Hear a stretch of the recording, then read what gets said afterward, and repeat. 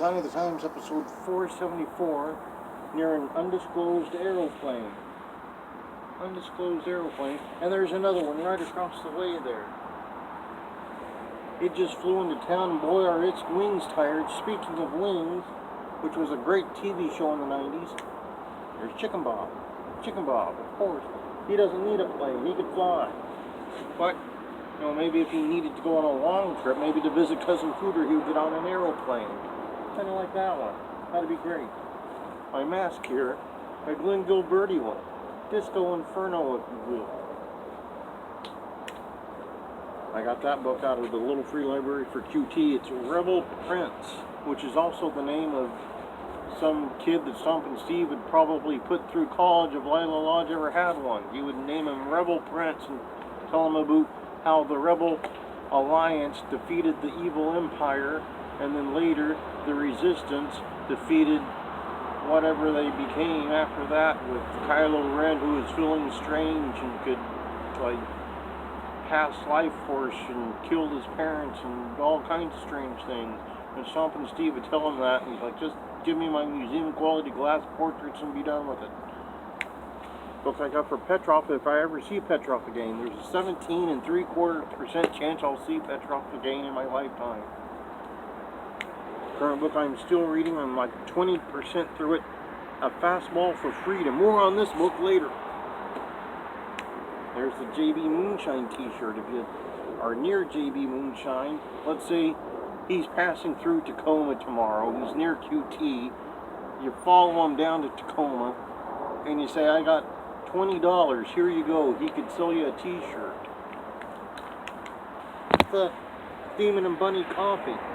More on those people later.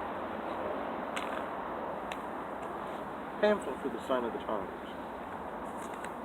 CAC program. CAC steadily approaching. The Twitter where you can follow me, but not literally, much like Missy Bostic does, or much like Beast Barnett does. They both do, but not both literally. They're not like stuck in that airplane in the cargo hold or something. Facebook, the Instagram, the YouTube, which you may be watching right about now. Right about now you're probably watching. That's what it looks like inside the law office of Stephen P. New. Get even with Stephen, if you will.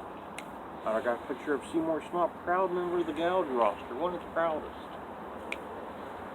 In bad news, there's another member, Casey Carlisle, who's also in the Turnbuckle Turmoil Hall of Fame. You can get a picture like that at CaseyCarlisle.com. That's CaseyCarlisle.com. Home for all your gifting needs. You can get some of those for QT. Or let's say you want to celebrate the upcoming Mother's Day. Some of those would be appropriate. Those would be great. Those if you're old enough. Those if you like the walls of belts. There she is. There she is. There. Here she is with the title belt. Another title belt. Here's her Uncle Paul on his freak show. On Wonderful Zach. On his buddy pal John Lennon in Happier Days. I've got a picture of Kevin Sullivan. And here's Kim Patera throwing a rock through McDonald's. I don't know if he's going to start doing that everywhere he goes, but he might. Possible. I don't know. We'll find out. But this week, a busy week. Speaking of Bunny and Demon, later today, Hard Justice will happen. Rosemary in that big knockouts match with weapons involved to get number one contendership. Maybe she'll get number one contendership and then celebrate with some coffee. That'd be really nice. Bunny, of course, last week was on Dynamite. Now Rosemary on the Hard Justice. And then later, WrestleMania. I think they say it's night one, but it's really night two, because SmackDown was WrestleMania, and WrestleMania is 3 days long, or it's 2 days long plus an extra day, which doesn't count, or something. I don't know. I don't know anymore. I just know it's 38 hours, and they keep going and going and expanding. On Sunday, on Turnbuckle Turmoil, we have Max Sterling out of WCWO and several other Indiana-based promotions. You've probably seen him on the news if you're in Indiana. Max Sterling going to be joining us. He sure is. QT will probably ask him 3 questions about the song Mac the Knife, but we'll find out Monday. Probably still recovering from WrestleMania, because it's long. It goes long. Tuesday, maybe I'll have a nice cup of cocoa somewhere. Wednesday, maybe Beast Barnett and I will review an episode of the hit show Small Wonder. We might. We'll find out. Beast might do it if we talk to him nicely. Thursday, pretty open. Next Friday on the show, Gary Morgenstein, who I said we would get to later, and we shall, because he's coming back to the show to talk about his book and many other things. QT will probably want to ask 8 questions about Gary, Indiana. I don't know what he'll come up with, but he'll come up with something. That old thumbs up Lance Dean will tell him to ask something really bizarre that Gary Morgenstein might hang up on us for at some point, but we're going to give it a shot. To review from this undisclosed aeroplane, which is right across from another aeroplane.